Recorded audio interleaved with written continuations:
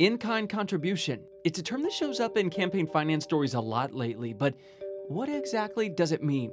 Here's a rough analogy before we get into all the nitty-gritty. If a friend owes you $100, but instead of cash, she pays you with a watch worth $100, that's an in-kind payment.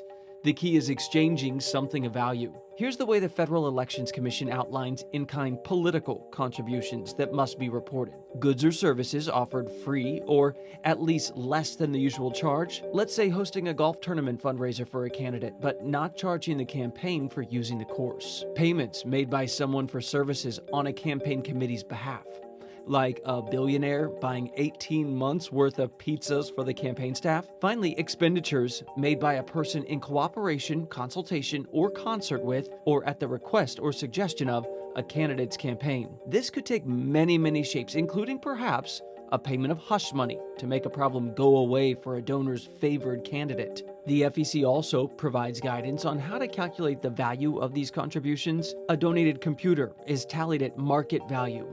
Likewise, someone giving a service, say printing flyers or banners, they have to mark down the commercial rate for that service. There are a few limited exemptions for volunteer work though. One example, you can volunteer to hold a campaign event in your home and spend up to $1,000 on food, drinks, and invitations without it being reported by the candidates committee. All these FEC rules seem pretty simple compared to the entanglements that result in the fines in the real world.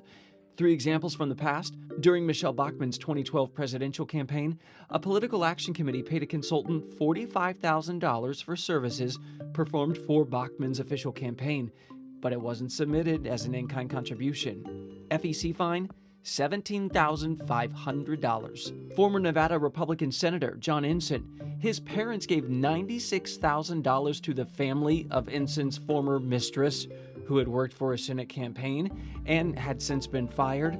I will not mention any names, but the woman I was involved with and her husband were both close friends, and they both worked for me. The FEC determined that the money, much of which was to go to the former mistress, was not a gift, but actually severance pay and therefore an in-kind contribution. Again, not reported. FEC fine, $32,000. And then you have Representative Charlie Rangel using a rent-controlled apartment at a discounted rate for a campaign office and failing to report it. FEC fine, $23,000.